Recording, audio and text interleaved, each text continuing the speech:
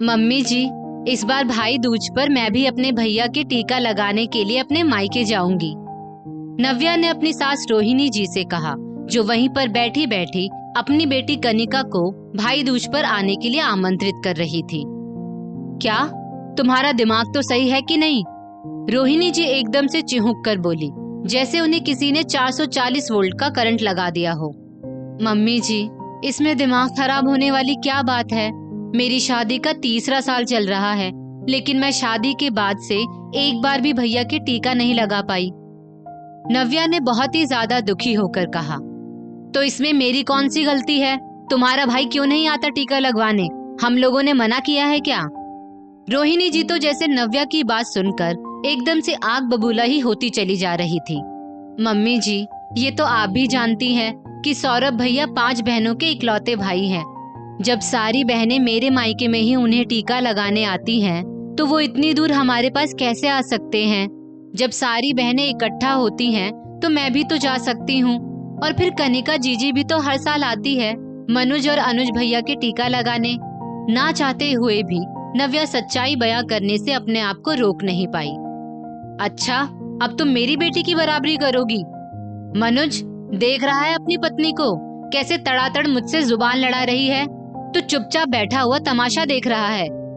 रोहिणी जी ने वहीं पर बैठे अपने बेटे मनुज को धिक्कारते हुए कहा। मम्मी, अब मैं क्या बोलूं? नव्या गलत तो बिल्कुल भी नहीं कह रही।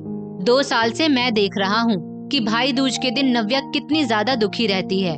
अगर वो इस बार मायके जाना चाह रही है तो चले जाने दीजिए। उसकी सारी बहनें आती हैं तो उसका भी तो मन करता होगा। सिर्फ भाई दूज पर ही सारी बहनें इकट्ठे हो पाती हैं। ये तो शुक्र मनाइए कि वो हर काम आपसे पूछकर करती है। अगर वो भी और बहुओं की तरह अपने मन की करने लगी तब क्या होगा? और फिर कनिका भी तो हर साल आती ही है। जब आपकी बेटी भाई दूज पर अपने भाइयों को टीका लगाने के लिए अपने मायके आ सकती हैं, तो आपकी बहू अपने मायके क्यों नहीं जा सकती अपने भाइयों को टीका लगाने? मनुज ने रोहिणी जी को समझाने का प्रयास करते हुए कहा। खैर, कह तो तुम ठीक रहे हो, लेकिन जब कनिका यहाँ पर आएगी तो घर का काम कौन संभालेगा? मुझसे नहीं होता घर का कुछ भी काम काज। मनुज की बातों को तो रोहिणी जी काट नहीं सकती थी, तो उन्होंने घर के काम काज का दांव फेंका। मम्मी, आप चिंता मत करिए, मैं सब कुछ संभाल लूंगा। आजकल तो वैसे भी सब कुछ ऑनलाइन मिल जाता है। आप कुछ भी मत करिएगा, सब संभल जाएगा। आप प्लीज नव्या को उसके मायके जाने की इजाजत दे दीजिए। कितना कुछ करती है वो इस घर के लिए, बदले में कुछ भी नहीं चाहती। अगर वो 2 दिनों के लिए भाई दूज पर मायके जाना चाहती है तो इसमें क्या बुराई है? बल्कि आपको तो उदारता दिखाते हुए उसको खुद ही मायके भेज देना चाहिए। शादी के पहले आप कितनी बातें किया करती थी कि अपनी बहू को बड़े प्यार से रखूंगी, उसका दिल बिल्कुल भी नहीं दुखाऊंगी, बिल्कुल अपनी बेटी की तरह उसको दुलार से रखूंगी। लेकिन अब आप तो बिल्कुल भी वैसा नहीं करती। मनुज ने लोहा गर्म देखकर चोट करते हुए कहा। अब जब तुम दोनों ने खुद ही ठान लिया है तो मैं क्या कह सकती हूँ? और हाँ, एक बात तो तुम बिल्कुल ठीक कह रहे हो। पता नहीं हम महिलाओं का सास बनते ही स्वभाव बदल कैसे जाता है, लेकिन अब मैं सासपना से ऊपर उठकर दिखाऊंगी। ठीक है नव्या बेटा, तुम इस बार भाई दूज पर मायके जाने की तैयारी कर लो और 2 की जगह 4 दिन रुक कर आओ।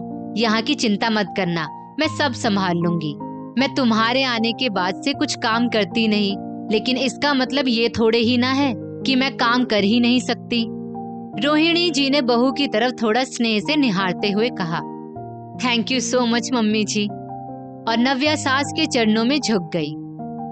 दोस्तों, इस स्टोरी को लेकर आपकी क्या राय है नीचे कमेंट करके जरूर बताइएगा।